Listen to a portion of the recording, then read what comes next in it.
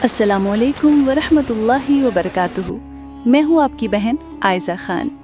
अपने इस पाक सफ़र की दास्तान शुरू करने से पहले आइए मिलकर आक़ाए दो जहां सरवरे कायनात की बारगाह में दुरूद व सलाम का नजराना पेश करते हैं।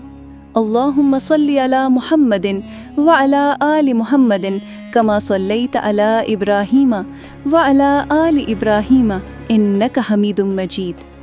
पैगाम और दुआ।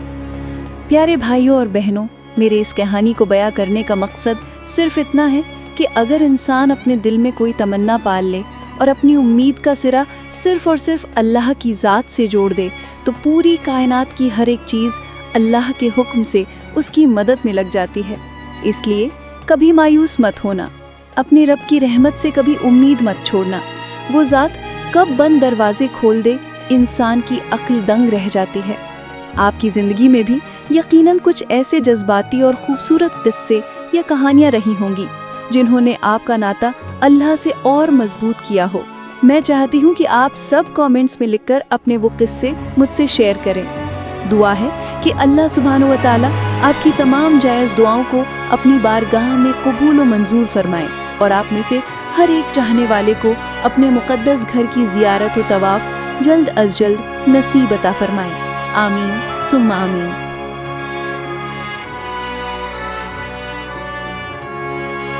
मेरे अजीज दोस्तों, जनवरी 2024 का वो महीना जब मेरे रब, मेरे अल्लाह सुब्हानहू व तआला ने मुझ जैसी अदना को अपने मुक़द्दस घर का दीदार अता फरमाया।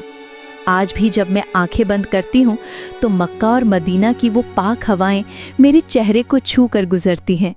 मुझे आज भी यकीन नहीं आता, सब कुछ एक खूबसूरत ख्वाब जैसा लगता है, एक ऐसा रूहानी ख्वाब जिससे मैं कभी जागना नहीं चाहती। मैं उत्तर प्रदेश के एक बेहद छोटे और गरीब गांव से ताल्लुक़ रखती हूँ। जब बचपन में हमारे घर पर रिश्तेदार तशरीफ़ लाते और अपने हज और उम्रा के वाक़यात सुनाते तो मेरे मासूम जहन में एक डर बैठ जाता था।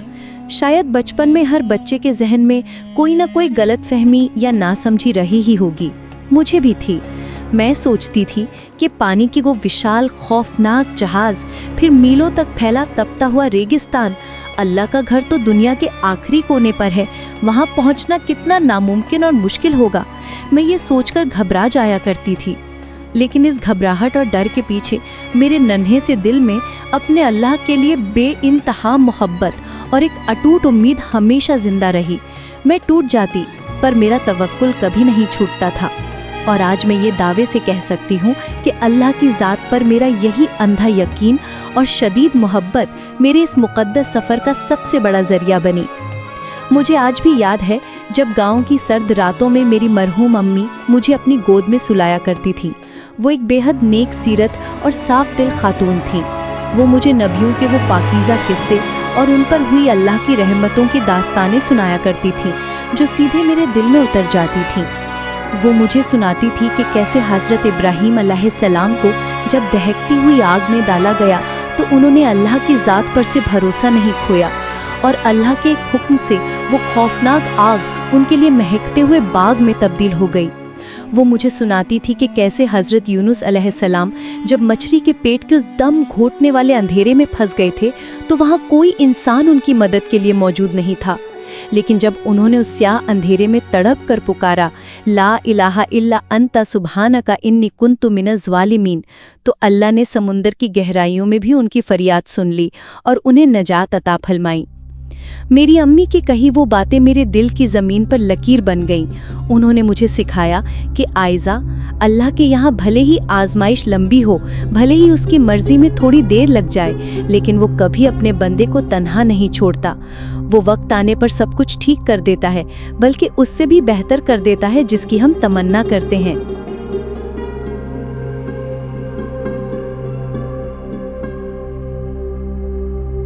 गांव देहात का वो दौर भी क्या कमाल था। घरों के दरवाजे हर राहगीर के लिए खुले रहते थे। एक रोज हमारे घर के सामने से एक बुजुर्ग औरत गुजरी। उनके सफेद बालों और झुर्रियों वाले चेहरे पर एक गजब का नूर था। मेरी अम्मी ने जब उन्हें बुरी तरह थका हुआ देखा तो उन्हें बड़े अदब से अंदर बुलाया, चारपाई पर बिठाया और ठंडा पानी दिया। मैं भी उनके पास ही जमीन पर बैठ गई। उन्होंने बड़े लाड से मेरा सर सहलाया और कहा, बेटी जरा मेरे बालों में जूरी देख दोगी?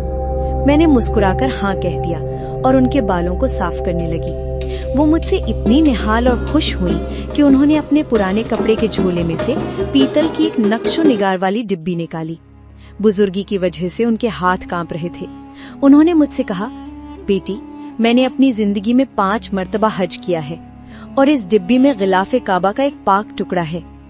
उन्होंने एक एक करके पूरे 7 मखमली कपड़े हटाए और मेरे अजीज दोस्तों, जैसे ही वो आखिरी तह खुली, हमारे उस टूटे फूटे गरीब खाने में एक ऐसी रूहानी, अजीबो गरीब और पाक खुशबू फैल गई जो मैंने अपनी पूरी जिंदगी में कभी नहीं सूंघी थी। वो असल ऊद की खुशबू थी जिसने मेरे पूरे वजूद को सुकून से भर दिया। उस वक्त तसव्वुर में भी ये बात नहीं थी कि जो लड़की आज सिर्फ गिलाफे काबा के एक छोटे से टुकड़े को देखकर रो रही है, एक दिन मेरा रब्बे करीम उसे 7 समंदर पार बुलाकर अपने उस आलीशान घर के पूरे गिलाफ को अपने दोनों हाथों से छूने और चूमने की सआदत बख्श देगा।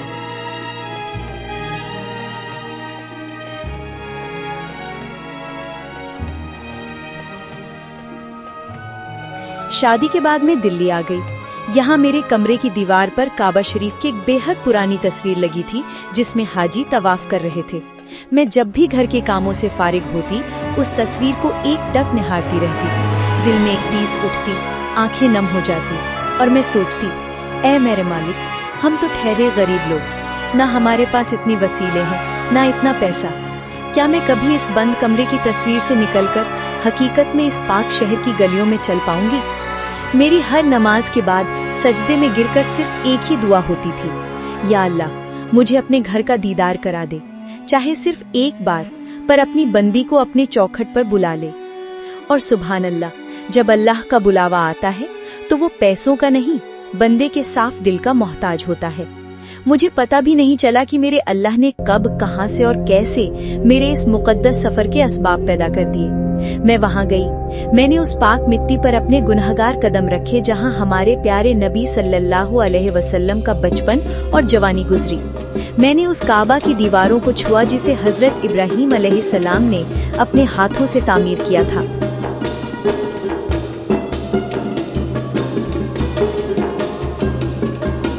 इस सीरीज के अगले एपिसोड में मैं आपको बताऊंगी कि जब पहली मर्तबा मुझे पता चला कि मेरा ख्वाब हकीकत में पूरा होने जा रहा है तो मेरे दिल की धड़कनें क्यों रुक सी गई थी। इस रूहानी सफर में मेरे साथ बने रहने के लिए अपने इस चैनल दीन की प्यारी बातें को जरूर सब्सक्राइब करें। अल्लाह हाफिज।